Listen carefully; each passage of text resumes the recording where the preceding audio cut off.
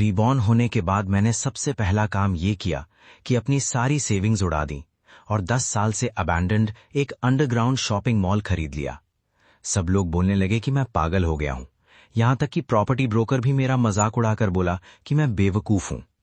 Construction team का leader उस अंधेरे एंट्रेंस के सामने खड़ा होकर भी खुद को रोक नहीं पाया और पूछ बैठा, बॉस, इस भूतिया जगह में तो चूहे भी रहना पसंद नहीं करते, आपने इसे खरीदा ही क्यों?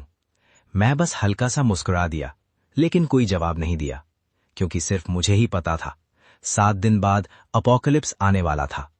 उस दिन एक भयंकर बर्फ का तूफान पूरी दुनिया को ढक देगा, और वो कोई नॉर्मल स्नो नहीं होगी।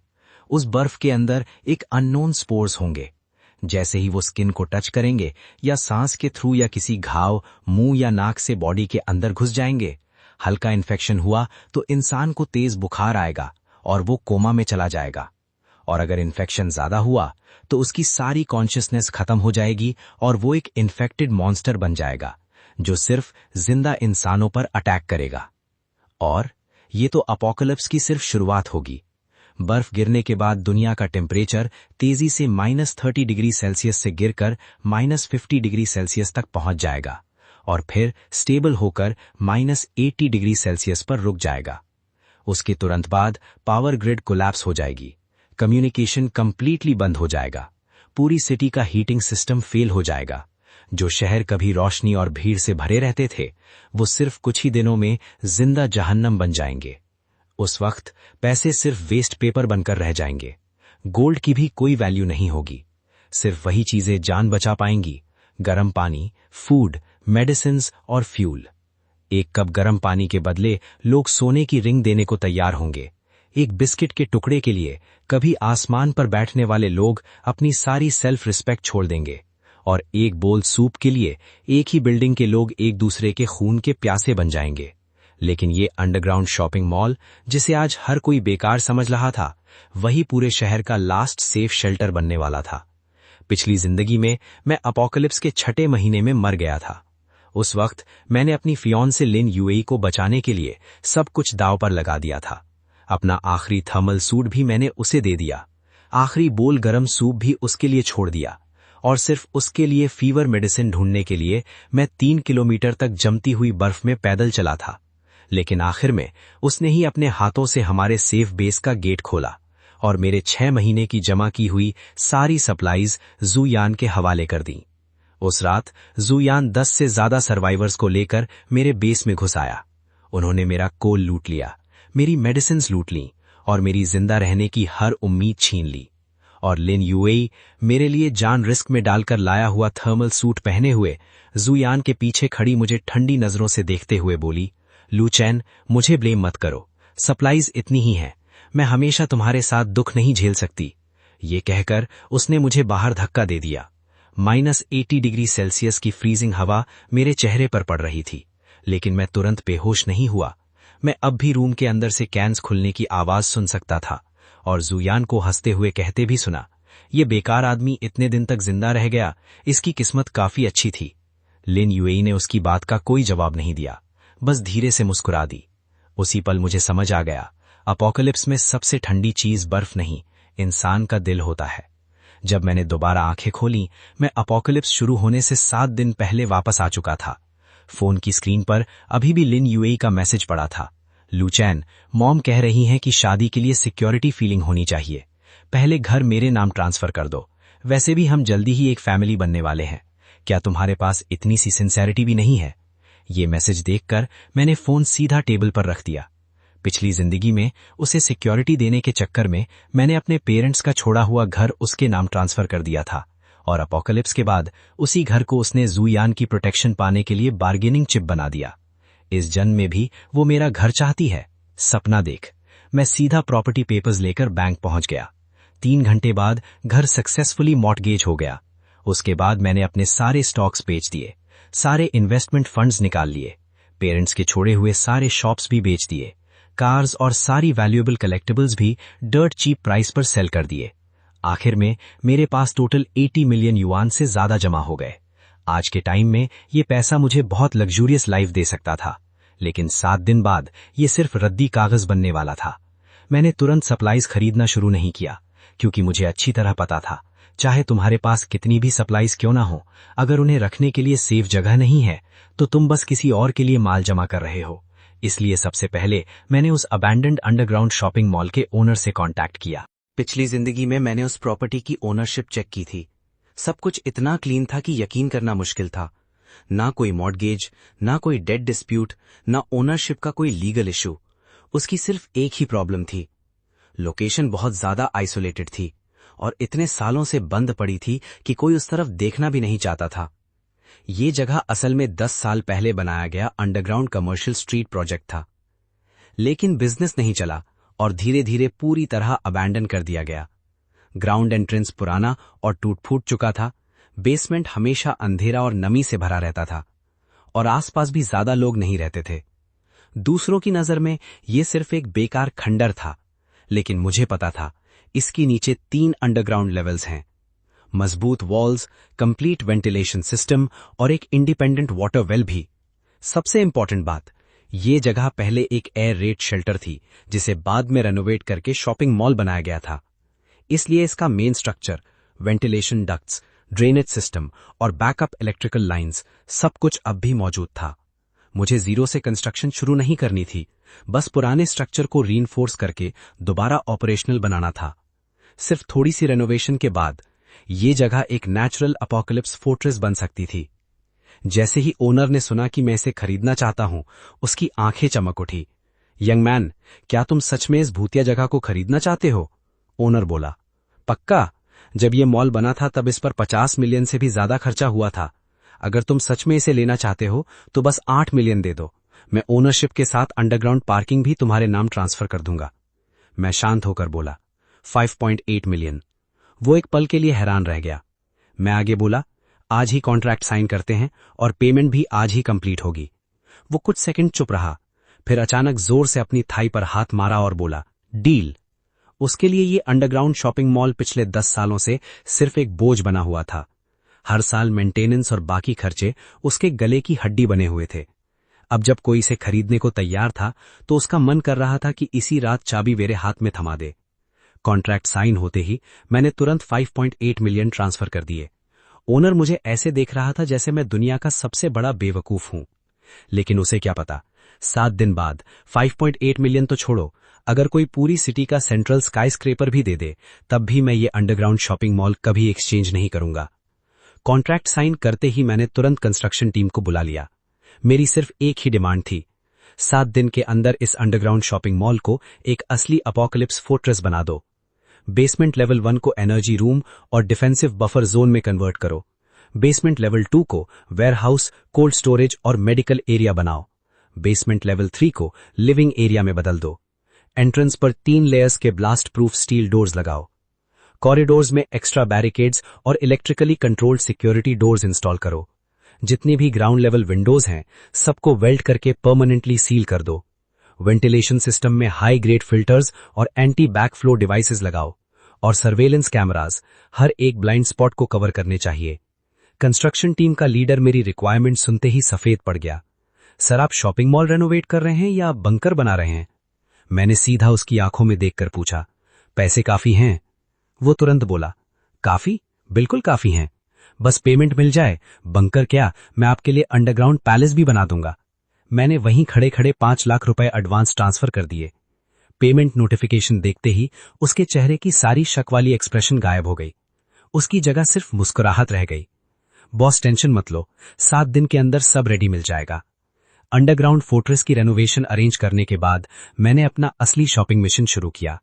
फूड, वाटर, डेली यूज का सामान, fuel, winter clothing, medical supplies, जो भी अपोकलिप्स में काम आ सकता था, मैंने सब खरीदना शुरू कर दिया। फ्यूल टनों के हिसाब से, मेडिसिन कार्टन्स के हिसाब से, फूड वेयर हाउसेज भर भर के, प्रोटेक्टिव इक्विपमेंट पैलेट के पैलेट। सबसे ज्यादा मैंने स्टॉक किया सॉल्ट, एंटीबायोटिक्स, फीवर मेडिसिन और डिसइंफेक्टेंट्स, क्योंकि 7 दिन बाद एक छोटा सा नमक का पैकेट भी लोगों को एक दूसरे का खून बहाने पर मजबूर कर देगा, और अपोकलिप्स में एंटीबायोटिक्स का एक बॉक्स दूसरी जिंदगी के बराबर होगा। मैंने एक सुपरमार्केट का कैंसल्ड फ्रोजन मीट ऑर्डर भी खरीद लिया। Beef, lamb ribs, chicken legs, frozen prawns और हर तरह का फ्रोजन फूड।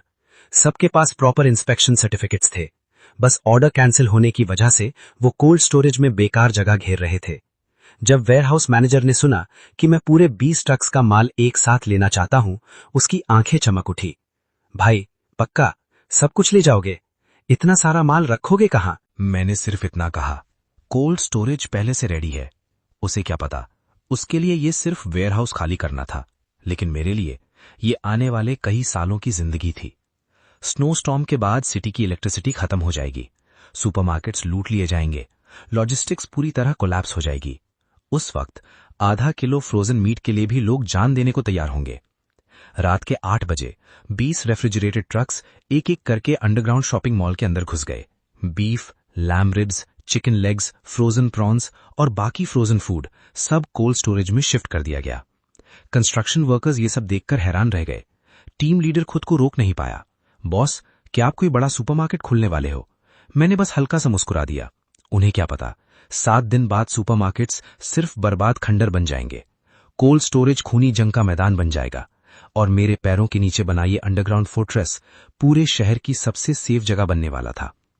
अगले कुछ दिनों में जो अंडरग्राउंड शॉपिंग मॉल पहले अंधेरा और नमी से भरा रहता था, वो पूरी तरह बदल गया। Energy area, warehouse, medical zone, living quarters, सब कुछ परफेक्टली डिवाइड और कंप्लीट हो गया। डीजल जनरेटर्स, बैटरी बैंक्स और फ्यूल स्टोरेज सबको इंडिपेंडेंट पावर लाइन से कनेक्ट कर दिया गया। चाहे सिटी का पूरा पावर ग्रिड फेल हो जाए, यहां बिजली नॉर्मल चलती रहेगी। थर्ड बेसमेंट का लिविंग एरिया भी मेरी डिमांड के मुताबिक पूरी तरह रेडी हो गया। Bedroom, kitchen, medical room, gym, monitoring room, indoor farming area, हर चीज मौजूद थी। वाटर रिसाइकलिंग सिस्टम और एयर फिल्ट्रेशन सिस्टम भी स्टेबल चल रहे थे। यहां तक कि एक छोटा सा प्राइवेट सिनेमा भी बना दिया गया था। मैं सिर्फ जिंदा रहना नहीं चाहता था, मैं आराम से जीना चाहता था। पिछली जिंदगी में मैंने बहुत तकलीफ उठाई थी। फंगस लगी हुई ब्रेड, जम चुका गंदा पानी और दूसरों के बचे हुए लेफ्ट ओवर्स। इस जन्म में मैं उन चीजों को दोबारा कभी हाथ नहीं लगाने वाला था। काउंटडाउन की आखिरी रात कंस्ट्रक्शन टीम ने एंटी थेफ्ट गेट भी इंस्टॉल कर दिया। जाते वक्त टीम लीडर ने गर्व से उस मोटे स्टील गेट पर हाथ मारा और बोला, बॉस लू, इस गेट की टेंशन बिल्कुल मत लेना। नॉर्मल इंसान तो क्या, अगर कोई गाड़ी भी इस पर चढ़ा दे तब भी ये गेट नहीं टूटेगा। मैंने उस मोटे एलॉय गेट को देखा और संतुष्टि से सर हिला दिया। हाँ, गाड़ी तो इसे तोड़ नहीं पाएगी, लेकिन आज रात के बाद जो चीज इस गेट से टकराएगी, जरूरी नहीं वो गाड़ी ही हो। बाकी पेमेंट कंप्लीट करने के बाद कंस्ट्रक्शन टीम वहां से चली गई। मोटा एंटी थेफ्ट गेट धीरे से बंद हुआ। क्लिक। उस एक आवाज के साथ पूरा अंडरग्राउंड शॉपिंग मॉल बाहर की दुनिया से हमेशा के लिए अलग हो गया। मैं मॉनिटरिंग रूम में खड़े होकर सब देख रहा था। एक के बाद एक दर्जनों स्क्रीन्स एक साथ ऑन हो गईं। Main entrance, emergency exit, ventilation shafts, underground parking और आसपास की सारी गलियां, ये सब मेरी नजर के सामने थी। मैंने पहले ही स्ट्रीट लैंप्स के पोल्स पर हिडन कैमरास इंस्टॉल कर दिए थे। पुराने एडवर्टाइजमेंट बोर्ड्स के पीछे भी कैमरास छुपा दिए थे और पास की कुछ शॉप्स के पुराने सीसीटीवी एक्सेस राइट्स भी मैंने पैसे देकर पहले ही खरीद लिए थे। अब हर एंगल की लाइव फुटेज मेरे सामने चल रही थी। मेरा अंडरग्राउंड फोर्ट्रेस पूरी तरह कंप्लीट हो चुका था। सारी सप्लाईज भी सक्सेसफुली वेयरहाउस में स्टोर हो गई थी। बेसमेंट लेवल 2 के वेयरहाउस में लंबी लंबी रैक्स बिल्कुल सीधी लाइन में खड़ी थी। Food, canned supplies, compressed emergency rations, medicines, tools, protective clothing और इमरजेंसी इक्विपमेंट, सब कुछ अलग अलग सेक्शंस में प्रॉपरली सील्ड था। हर रूम पर इलेक्ट्रॉनिक लॉक के साथ मैकेनिकल लॉक भी लगा हुआ था। हर कॉरिडोर सीसीटीवी की सर्वेलेंस में था। मैं चेकलिस्ट लेकर एक एक आइटम वेरीफाई करने लगा। Food, water, medicines, fuel, heating system, air filtration system और डिफेंस सिस्टम, सब कुछ रेडी पोजीशन में था। तभी मेरा फोन बज उठा। कॉलर थी लिन यूवे। कॉल उठाते ही उसकी चिड़चिड़ी आवाज सुनाई दी। लूचन, तुम्हारा मतलब क्या है? मैं इतने मैसेजेस भेज रही थी, तुम रिप्लाई क्यों नहीं कर रहे? मेरी मॉम ने साफ कह दिया है, अगर घर मेरे नाम ट्रांसफर नहीं किया तो शादी कैंसिल समझो। और एक बात, जूनान ने बताया कि तुमने घर मॉर्गेज कर दिया।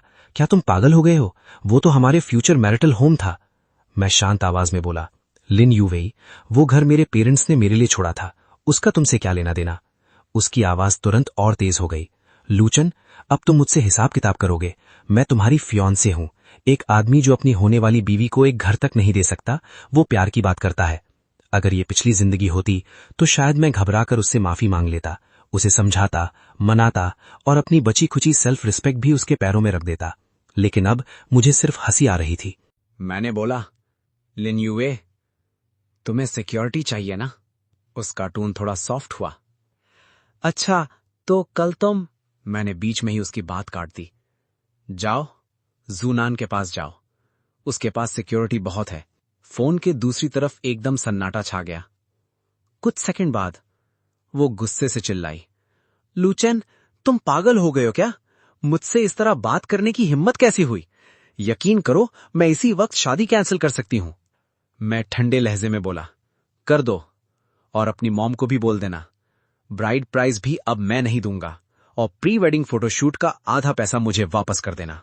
ये कहकर मैंने सीधा फोन काट दिया। अगली ही सेकंड उसके मैसेजेस बारिश की तरह आने लगे। लूचेन, तुम खत्म हो गए हो, अभी भी माफी मांग लो तो देर नहीं हुई। मैं तुम्हें बता रही हूं, मेरे पीछे लाइन लगी हुई है।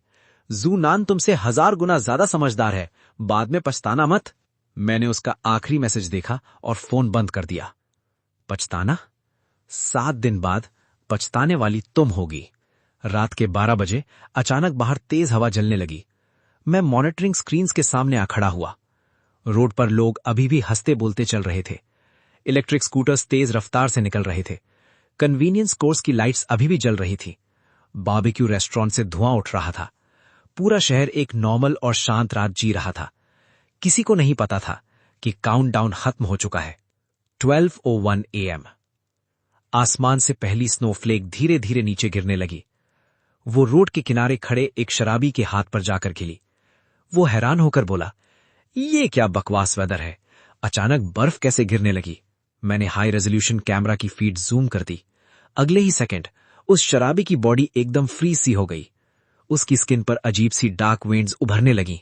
उसकी आंखें धीरे धीरे बेजान होने लगी और उसके गले से दबा हुआ घर्राह भरा आवाज निकलने लगा। फिर वो अचानक पास से गुजर रहे एक आदमी पर टूट पड़ा। स्ट्रीट के कोने से जोर जोर की चीखें गूंजने लगी। स्नो और तेज गिरने लगी। पूरा रोड कुछ ही पल में केओस में बदल गया। कोई अपने कपड़ों से स्नो झाड़ने लगा, कोई जान बचाकर भागा, कोई कन्वीनियंस स्टोर के अंदर घुसना चाहता था, लेकिन अंदर पहले ही लोगों की भीड़ जम चुकी थी। सिर्फ कुछ ही मिनट में पूरा एरिया कंट्रोल से बाहर हो गया। सीसीटीवी स्क्रीन जोर जोर से हिलने लगी। स्नो पर सिर्फ उलझे हुए फुटप्रिंट्स और ताजा खून के निशान बचे थे। उसी पल पूरा शहर ऑफिशियली अंधेरे में डूब गया और मैं अपने गर्म अंडरग्राउंड बंकर में बैठा अभी अभी बनी हुई बीफ नूडल्स का बोल हाथ में लिए खाना खा रहा था। सूप से गर्म भाप उठ रही थी। बीफ बिल्कुल सॉफ्ट था और हवा में हरे प्याज की खुशबू फैली हुई थी। मैं स्क्रीन पर शहर का बिखरता हुआ मंजर देख रहा था।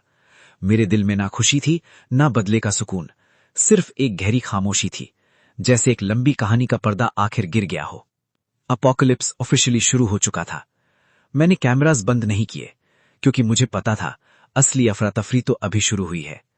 पहले 10 मिनट तक तो ज्यादातर लोगों को लगा कि ये सिर्फ एक नेचुरल डिजास्टर है, या कोई एक्सट्रीम वेदर इवेंट, या फिर टेम्परेरी इमरजेंसी। लेकिन 20 मिनट बाद पहला इन्फेक्टेड इंसान पूरी तरह कंट्रोल खो बैठा। उन्हें ना ठंड लग रही थी, ना दर्द का एहसास था, ना कोई होश बचा था। जहां भी किसी जिंदा इंसान की आवाज सुनते, सीधे उसी तरफ दौड़ पड़ते। मॉनिटरिंग स्क्रीन्स पर पूरे शहर की लाइट्स एक एक करके बुझने लगीं। आखिर में सिर्फ बर्फ का तूफान और दूर से आती लगातार चीखें ही बची थीं। सिटी का कम्युनिकेशन नेटवर्क अभी पूरी तरह बंद नहीं हुआ था। कुछ बेस स्टेशंस बैकअप पावर पर चल रहे थे। सिग्नल कभी आ रहा था, कभी गायब हो रहा था। किसी को नहीं पता था वो और कितनी देर तक टिक पाएगा। इसी वजह से सिटी ग्रुप चार्ट्स में नोटिफिकेशंस लगातार आ रहे थे। बाहर आखिर हो क्या रहा है? अचानक बर्फ कैसे गिरने लगी? कोई पागल हो गया है। होटल के अंदर पूरा केओस मच गया है। जल्दी पुलिस को कॉल करो। पुलिस का नंबर लग ही नहीं रहा। ये मैसेज जूनान ने भेजा था। वो अभी भी बिल्कुल पहले जैसा ही था। जब भी कोई खतरा सामने आता, उसका पहला रिएक्शन कभी जिम्मेदारी लेना नहीं होता था। वो हमेशा किसी और को बलि का बकरा बनाने की कोशिश करता था। उसके तुरंत बाद लिन यूवे का फोन आया। मैंने कॉल रिसीव नहीं की। उसने दोबारा कॉल किया। मैं फिर भी चुप रहा। लगातार 5 मिस्ड कॉल्स के बाद आखिर उसका मैसेज आया। लूचेन, तुम कहां हो? बाहर बहुत बड़ी प्रॉब्लम हो गई है। जल्दी आकर मुझे ले जाओ। मैं जिन्यूट होटल में हूं। बाहर बहुत सारे पागल लोग घूम रहे हैं। क्या तुम मेरी बात सुन रहे हो? मैंने स्क्रीन की तरफ देखा। मेरा चेहरा बिल्कुल शांत था। जिन्यूट होटल, बिल्कुल पिछली जिंदगी की तरह। उसकी बर्थडे पार्टी वहीं चल रही थी। बस इस बार मैं वहां गया ही नहीं। मैंने सिर्फ 2 शब्द रिप्लाई किए। बिजी हूं। मैसेज भेजते ही उसका रिप्लाई लगभग तुरंत आ गया। लूचेन, तुम्हारा मतलब क्या है? मैं तुम्हारी फियांसे हूं। इतनी डेंजरस सिचुएशन में भी तुम कह रहे हो कि बिजी हो। क्या तुम अब भी खुद को आदमी कहते हो?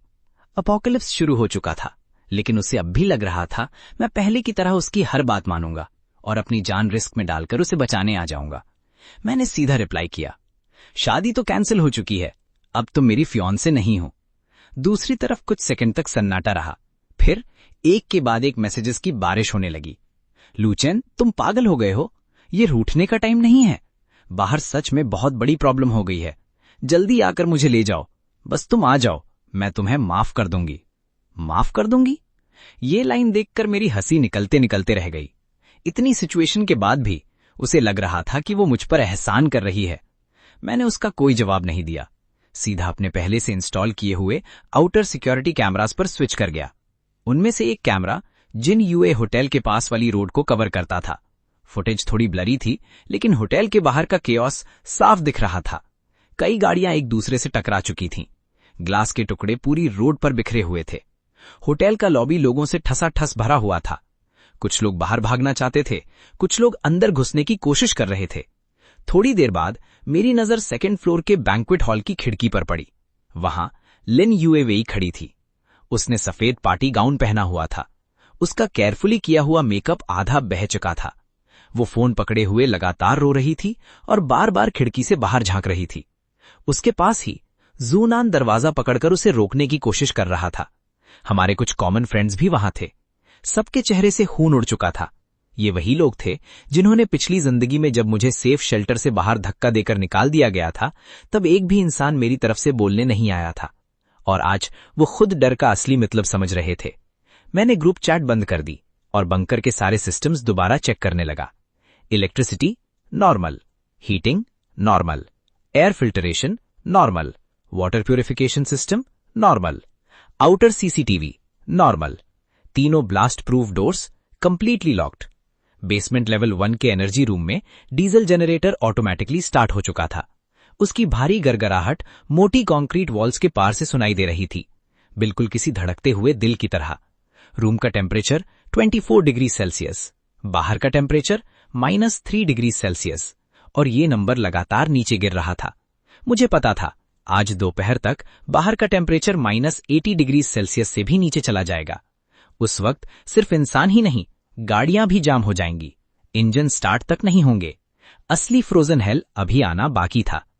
अगली सुबह मैं 9 बजे उठा। सबसे पहले सीसीटीवी कैमराज ऑन किए। बाहर की दुनिया पूरे तरह बदल चुकी थी। पूरा शहर बर्फ के नीचे दबा हुआ था। रोड पर हर जगह टूट फूट चुकी गाड़ियां पड़ी थीं। रोड साइड बिलबोर्ड्स जमकर फट चुके थे और हवा में लटक रहे थे, कभी भी गिर सकते थे। कन्वीनियंस स्टोर्स के दरवाजे टूट चुके थे। अंदर पूरी तरह लूट मची हुई थी। कुछ इन्फेक्टेड लोग धीरे धीरे बर्फ पर चल रहे थे।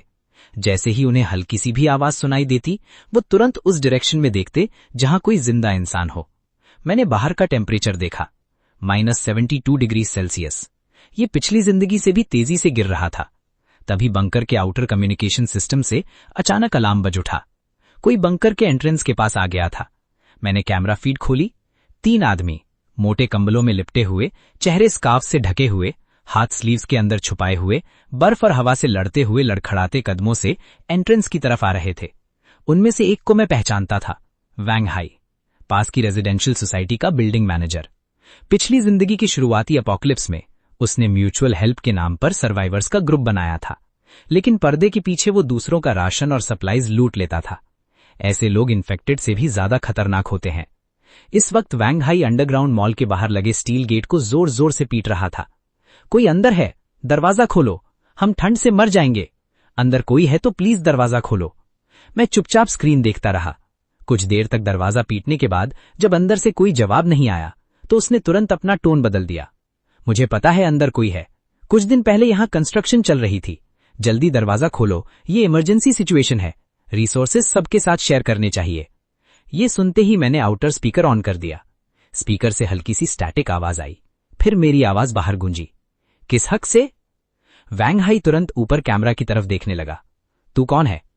अगले ही पल जैसे उसे कुछ याद आ गया हो। तू वही बेवकूफ है ना जिसने कुछ दिन पहले ये अंडरग्राउंड शॉपिंग मॉल खरीदा था?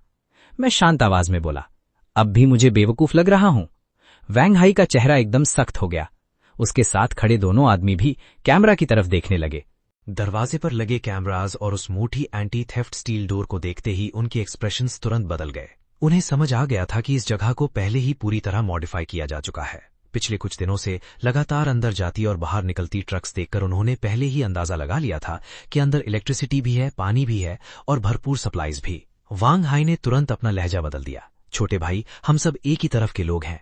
बाहर सिचुएशन इतनी डेंजरस है, तुम हमें मरते हुए कैसे देख सकते हो? बस थोड़ी देर के लिए अंदर आने दो, सिर्फ थोड़ी देर गर्म जगह पर रह लेंगे। टेंशन मत लो, हम फ्री में नहीं रहेंगे। बाद में सब मिलकर इस जगह की सिक्योरिटी भी करेंगे। ल्यूशन, इतने सेल्फिश मत बनो। बाहर दुनिया का क्या हाल हो गया है। इतनी बड़ी जगह पर तुम अकेले कब्जा करके रखोगे, क्या ये सही है? मैं उसकी बातों में बिल्कुल नहीं आया। मैं शांत आवाज में बोला, मैं तुम लोगों को रास्ता बता सकता हूं। यहां से 300 मीटर ईस्ट की तरफ एक कम्युनिटी हॉस्पिटल है। उसकी दीवारें मोटी हैं और बहुत सारे गेट्स हैं। वहां फिलहाल हवा और बर्फ से बच सकते हो। उसके बाद 500 मीटर नॉर्थ की तरफ एक अंडरग्राउंड पार्किंग का एंट्रेंस है। वहां घुसना यहां से आसान रहेगा। अगर अभी निकल जाओगे तो अभी भी चांस है। अगर यही दरवाजा पीटते रहे तो सिर्फ इन्फेक्टेड लोगों को ही यहां खींच लाओगे। लेकिन वांग हाई ने मेरी एक भी बात नहीं सुनी। उसने कैमरा की तरफ उंगली दिखाकर गाली देते हुए कहा, मुझे बेवकूफ मत बनाओ, तू बस हमें यहां से भगाना चाहता है। गवर्नमेंट की रेस्क्यू टीम बस आने ही वाली है। सबसे पहले मैं तेरी ही कंप्लेंट करूंगा। मैंने उसके पीछे और तेज होती स्नोस्टॉर्म को देखा और ठंडी आवाज में कहा, तो फिर बस इतनी दुआ करता हूं कि रेस्क्यू आने तक तुम जिंदा रहो। जैसे ही मेरी बात खत्म हुई, डोर से एक भारी सी गुर्राने की आवाज सुनाई दी। वांग हाई और उसके साथ खड़े तीनों लोग एक साथ जम गए। सर्वेलेंस स्क्रीन पर गली के कोने से कुछ लोग लड़खड़ाते हुए बाहर निकलते दिखाई दिए। उनके पूरे शरीर पर बर्फ जम चुकी थी। उनकी आंखें पूरी तरह काली पड़ चुकी थीं। वांग हाई की आवाज तुरंत बदल गई, ल्यूशन, दरवाजा खोलो, जल्दी दरवाजा खोलो। लेकिन मैंने दरवाजा नहीं खोला, क्योंकि मुझे बहुत अच्छी तरह पता था, अगर मैंने पहला गेट खोल दिया तो उसके बाद सिर्फ मुसीबतों का सिलसिला शुरू होगा। बाहर का बफर जोन अभी पूरी तरह डिसइंफेक्ट भी नहीं हुआ था। अगर कोई भी आदमी बर्फ के स्पोर्स लेकर अंदर घुस गया तो पूरा बंकर बर्बाद हो सकता था। मैंने आखिरी बार वार्निंग दी, ईस्ट की तरफ भागो, अभी भी वक्त है। ये कहकर मैंने लाउडस्पीकर बंद कर दिया। बाहर वांग हाई पागलों की तरह दरवाजा पीटता रहा, लेकिन वो मोटा स्टील डोर जरा भी नहीं हिला। अगली ही सेकंड कुछ काली परछाइयां स्नोस्टॉर्म के अंदर से उन पर टूट पड़ी। कैमरा की स्क्रीन जोर जोर से हिलने लगी। मैंने आगे देखना बंद कर दिया, इसलिए नहीं कि मुझे उन पर तरस आ गया था, बल्कि इसलिए क्योंकि मुझे जवाब पहले से पता था। अपोकलिप्स अपनो फैसला सुना चुका था। सिर्फ इसलिए कि कोई जोर जोर से चिल्लाए, ये जरूरी नहीं कि कोई अपनी जान दाव पर लगाकर उसे बचाए। और सिर्फ इसलिए कि कोई मोरालिटी का लेक्चर दे, ये भी जरूरी नहीं कि दूसरा अपनी सर्वाइवल उसके हवाले कर दे। दोपहर के 12 बजे बाहर का टेम्परेचर -86 डिग्री सेल्सियस तक पहुंच चुका था। बर्फ अब भी बिना रुके गिर रही थी। पूरा शहर मोटी बर्फ की चादर के नीचे दब चुका था। सड़कों पर अब मुश्किल से कोई जिंदा इंसान दिख रहा था। सिर्फ इन्फेक्टेड क्रीचर्स धीरे धीरे बर्फ के बीच भटक रहे थे। कल रात के मुकाबले अब उनकी मूवमेंट्स इतनी स्टिफ नहीं रही थीं, लेकिन उनकी हियरिंग पहले से कहीं ज्यादा शार्प हो चुकी थी। अचानक एक गाड़ी का हॉर्न बज उठा। 10 सेकंड भी नहीं गुजरे थे कि आसपास मौजूद 10 से ज्यादा इन्फेक्टेड एक साथ मुड़कर उस आवाज की तरफ दौड़ पड़े। ये देखकर मैंने हल्का सा भौं चढ़ा लिया। सब कुछ बिल्कुल मेरी पिछली जिंदगी की यादों जैसा ही हो रहा था। स्नो स्पोर्ट्स से इन्फेक्टेड मॉन्स्टर्स लगातार इवॉल्व होते रहते थे। पहले दिन वो सिर्फ तेज आवाजों की तरफ अट्रैक्ट होते थे। तीसरे दिन से वो छोटी सी आवाज और बॉडी हीट तक महसूस कर लेते थे। और 7वें दिन के बाद म्यूटेटेड इन्फेक्टेड पैदा होने लगते थे, जो दीवारें चढ़ सकते थे और दरवाजे तोड़ सकते थे। मतलब मेरा अंडरग्राउंड फोर्ट्रेस सबसे पहले इन शुरुआती 7 दिनों की कसौटी पर खरा उतरना जरूरी था। और वो टेस्ट बहुत जल्दी शुरू हो गया। दोपहर के 2 बजे सर्वेलेंस स्क्रीन पर अंडरग्राउंड शॉपिंग मॉल के बाहर वाली गली के आखिर में लगभग 20 से ज्यादा लोगों का एक ग्रुप नजर आया। उनमें आदमी भी थे और औरतें भी थीं। कुछ लोग घायलों को सहारा दे रहे थे, कुछ लोग अपना सामान उठाकर चल रहे थे। शायद वो लोग पास की रेजिडेंशियल कॉलोनी के अंडरग्राउंड पार्किंग से रास्ते ढूंढते हुए यहां तक पहुंचे थे। उन्होंने फेदर जैकेट्स, कंबल, प्लास्टिक रेनकोट्स और हत्ता की पर्दे तक अपने ऊपर लपेट रखे थे। चेहरों पर मोटे स्कार्फ बंधे हुए थे। आंखों के बाहर ट्रांसपेरेंट प्लास्टिक के टुकड़े लगाए रखे थे, जो जल्दी में खुद काट कर बनाए गए थे। फिर भी उनकी आईब्रोज और आईलैशेस पर मोटी बर्फ जम चुकी थी। कुछ लोगों के हाथों और गर्दन पर अजीब काले दाग उभर आए थे। उन दरारों से काला खून धीरे धीरे अंदर की तरफ फैल रहा था। सबसे आगे चल रहा आदमी था वैंग हाई। हैरानी की बात यह थी कि वो अब तक जिंदा था, लेकिन इस वक्त उसकी आंखों में सुबह से भी ज्यादा पागलपन था। उसके पास कुछ जवान आदमी भी खड़े थे। उनके हाथों में बेसबॉल बैट्स, क्रोबार्स और फायर एक्सेस थे। साफ था वो मदद मांगने नहीं आए थे, वो दरवाजा तोड़ने आए थे। मैंने लाउडस्पीकर सिस्टम ऑन कर दिया। मेन गेट के स्पीकर से मेरी आवाज बाहर गूंज उठी। पूरी भीड़ एकदम चुप हो गई। यहां से चले जाओ, यहां किसी को अंदर नहीं लिया जाएगा। भीड़ में तुरंत रोते हुए आवाजें उठने लगीं। तुम इतने बेरहम कैसे हो सकते हो? हमें बस थोड़ी देर के लिए अंदर गर्म जगह पर रहने दो। इतनी बड़ी जगह पर तुम अकेले रह रहे हो, तुम्हें जरा भी डर नहीं लगता ऊपर वाला देख रहा है? वैंग हाई ने मौका देखते ही जोर से चिल्लाया। सब लोगों ने सुन लिया ना? इसके पास रहने की जगह भी है, सप्लाईज भी हैं और हीटिंग सिस्टम भी, फिर भी ये हमें अंदर नहीं आने दे रहा। ऐसे वक्त में भी प्राइवेट प्रॉपर्टी की बात कर रहा है। इससे ज्यादा बेइंसान और क्या होगा? मैं चुपचाप उसकी तरफ देखता रहा। मुझे मानना पड़ेगा, वैंग हाई भीड़ को भड़काने में बहुत माहिर था। उसे पता था कि वो अकेला अंदर नहीं घुस सकता, इसलिए उसने सबको अपने साथ खड़ा कर दिया। बस अगर मैंने दरवाजा ना खोला तो भीड़ की नजरों में विलन मैं ही बन जाऊंगा। सबसे बुरी बात यह थी कि ये ट्रिक अब मेरे ऊपर बिल्कुल काम नहीं करती थी। मैं शांत आवाज में बोला, पहली बात, ये अंडरग्राउंड शॉपिंग मॉल मेरा है। दूसरी बात, ये जगह अभी कलेक्टिव क्वारंटीन के लिए सेफ नहीं है। तीसरी बात, तुम लोगों में से कुछ लोगों के शरीर पर काले दाग दिखने शुरू हो चुके हैं। अगर तुम जबरदस्ती अंदर घुसे तो यहां मौजूद सब लोगों की जान खतरे में पड़ जाएगी। चौथी बात, बाहर जितना ज्यादा शोर मचाओगे उतनी ही जल्दी इन्फेक्टेड मॉन्स्टर्स यहां आ जाएंगे। मैं एक बार फिर उन्हें रास्ता बताते हुए बोला, 300 मीटर ईस्ट में कम्युनिटी हॉस्पिटल है, 500 मीटर नॉर्थ में अंडरग्राउंड पार्किंग का एंट्रेंस है। अगर जिंदा रहना चाहते हो तो अभी इसी वक्त निकल जाओ, इससे पहले कि वो लोग यहां पहुंच जाएं। ये मेरी तरफ से आखिरी वार्निंग है। लेकिन वैंग हाई बिल्कुल भी मानने को तैयार नहीं था। वो ठंडी हंसी हंसा और जोर से चिल्लाया, इसकी बातों में मत आना, ये सब झूठ बोल रहा है, सिर्फ हमें यहां से भगाने के लिए। अंदर इसके पास जरूर बहुत सारी सप्लाईज हैं, बस हम सब मिलकर एक साथ अंदर घुस जाएंगे, ये मजबूर हो जाएगा दरवाजा खोलने के लिए। उसकी बात सुनते ही कुछ जवान लड़के तुरंत आगे बढ़े। उन्होंने बेसबॉल बैट्स और फायर एक्सेस उठाए और बाहर लगे स्टील गेट पर जोर जोर से वार करना शुरू कर दिया। बैंग बैंग बैंग, लोहे से टकराने की तेज आवाज पूरी सुनसान गली में गूंज उठी। मैंने आखिरी बार बोला, मैंने पहले ही वार्निंग दी थी, दरवाजा मत पीटो, ये शोर इन्फेक्टेड मॉन्स्टर्स को यहां खींच ले आएगा। लेकिन वैंग हाई जैसे बहरा हो चुका था। वो और भी जोर से चिल्लाया, सब लोग मिलकर चिल्लाओ, इसे दरवाजा खोलने पर मजबूर कर दो, ये हमें मुश्किल में देखकर चुप नहीं बैठ सकता। उसने पूरी भीड़ को भड़का दिया, दरवाजा खोलो, दरवाजा खोलो, दरवाजा खोलो। बर्फीली आंधी के बीच उनकी चीखें बहुत दूर तक गूंज रही थीं। मैंने उन्हें और समझाना जरूरी नहीं समझा। मैंने सर्विलियंस स्क्रीन को रोड के दोनों तरफ शिफ्ट कर दिया। जैसे मैंने सोचा था, दूर भटक रहे कुछ इन्फेक्टेड धीरे धीरे अपना सिर उठाने लगे, फिर दूसरा, फिर तीसरा, फिर पांचवा, और धीरे धीरे और भी काली परछाइयां बर्फ के अंदर से मुड़कर उनकी तरफ चलने लगीं। उन्होंने आवाज सुन ली थी, लेकिन वैंग हाई अब भी मेरा नाम लेकर चिल्ला रहा था, लू थन, अगर तूने दरवाजा नहीं खोला तो सबकी मौत का जिम्मेदार तू ही होगा। मैं कुर्सी पर पीछे टिककर शांति से उसकी तरफ देखता रहा।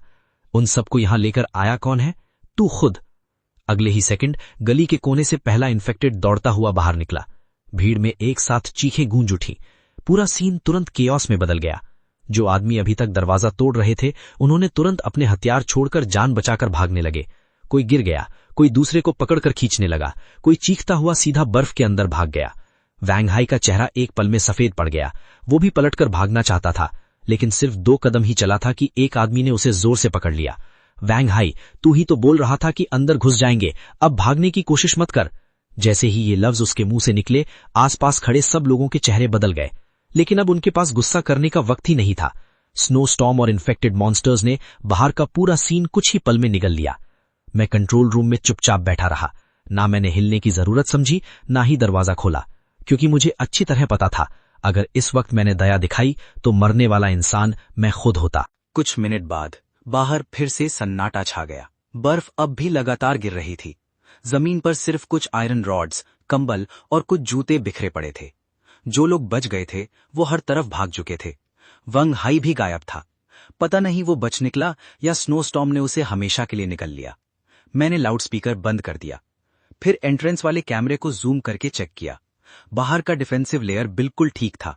बहुत बढ़िया, पहला अटैक सक्सेसफुली सरवाइव हो चुका था।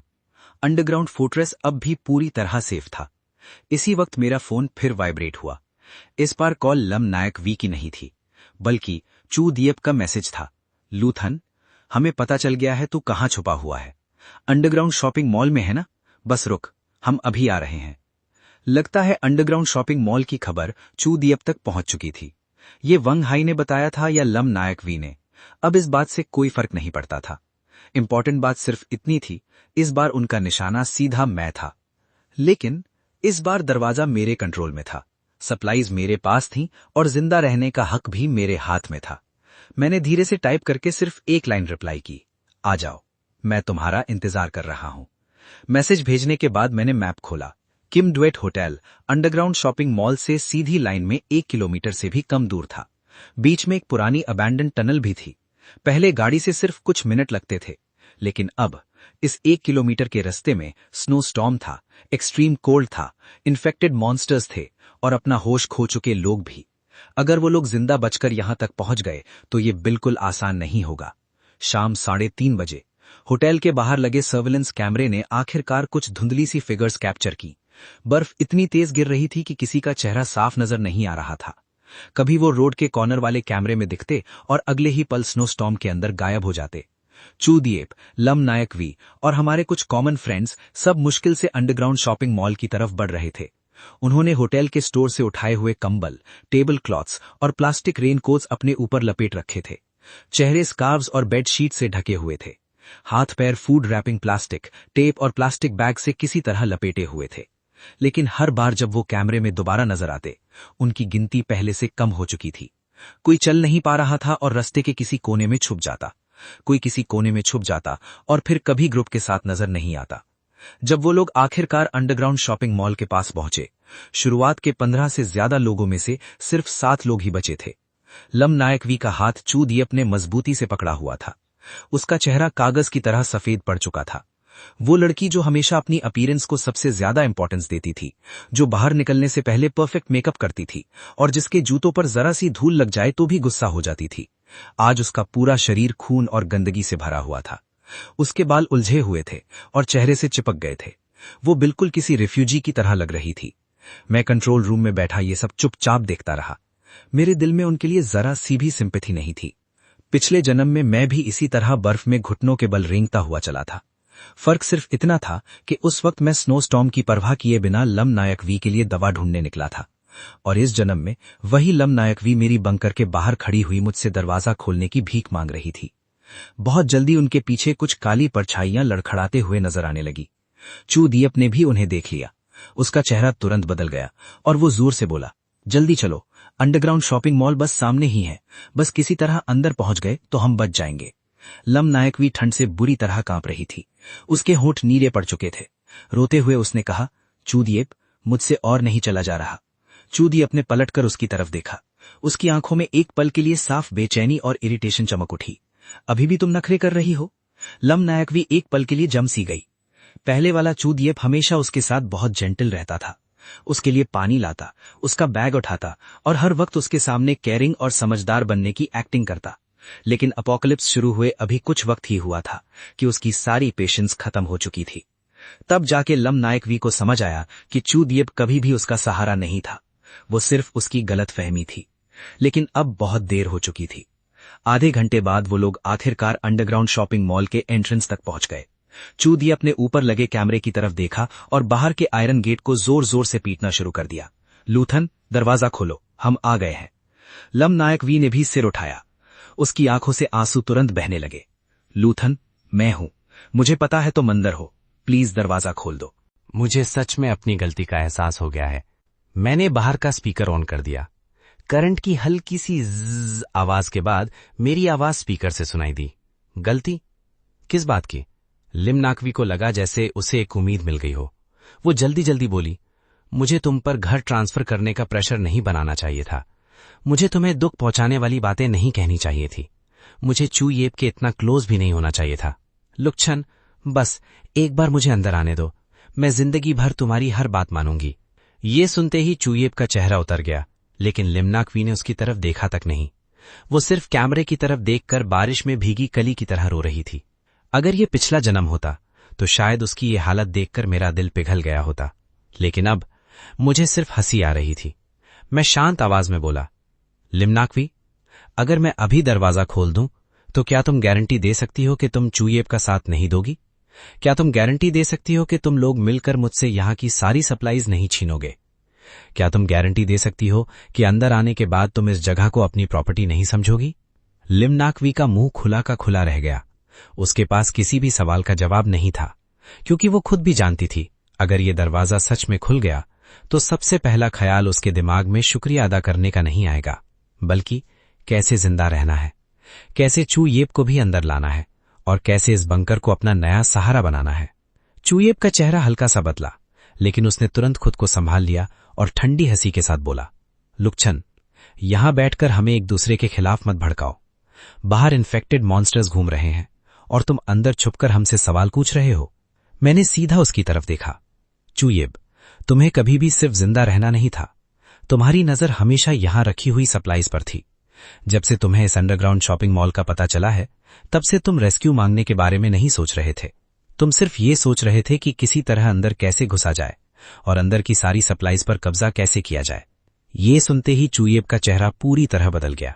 उसने एक्टिंग करना छोड़ दिया।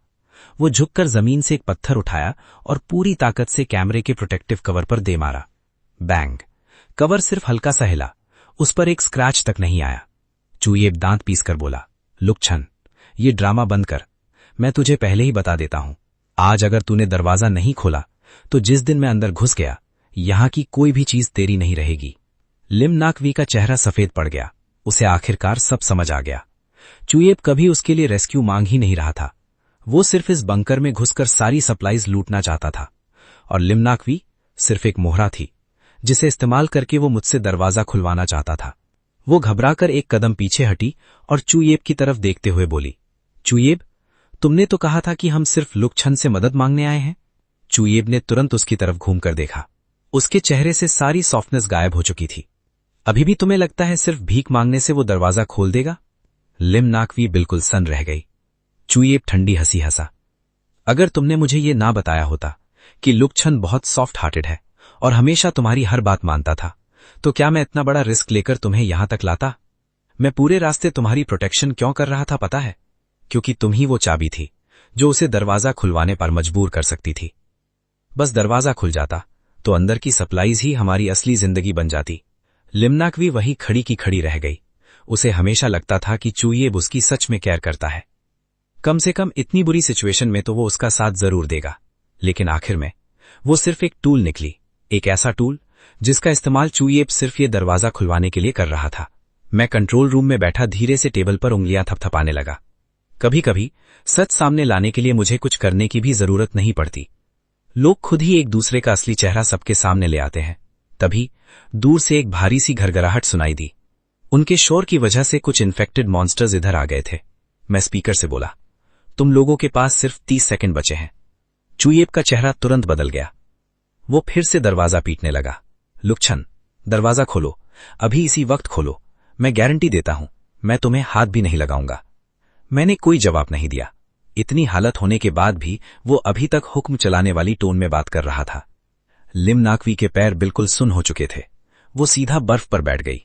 उसने खड़े होने की कोशिश की, लेकिन ठंड की वजह से उसके पैर बिल्कुल जम चुके थे। वो सिर्फ कैमरा की तरफ देखकर रोते हुए बोली, लुक्छन, प्लीज, मुझे ऐसा अंजाम नहीं चाहिए। मुझे सच में अपनी गलती का एहसास हो गया है। मैं उससे चुपचाप देखता रहा। ना मुझे कोई खुशी महसूस हुई, ना ही उसके लिए कोई दुख। मेरे दिल में सिर्फ एक अजीब सी शांति थी, जैसे सब कुछ पहले से ही तय था। मैं धीरे से बोला, लिमयाकवी, मैंने तुम्हें बहुत मौके दिए थे, लेकिन हर बार तुमने किसी और को चुना। इस बार फैसला मैंने किया है। गाइज, अभी ये स्टोरी एंड नहीं हुई है। अगर आपको इसका नेक्स्ट पार्ट चाहिए तो वीडियो को लाइक करके हाइप कर दो। 60,000 व्यूज पर मैं नेक्स्ट पार्ट ले आऊंगा।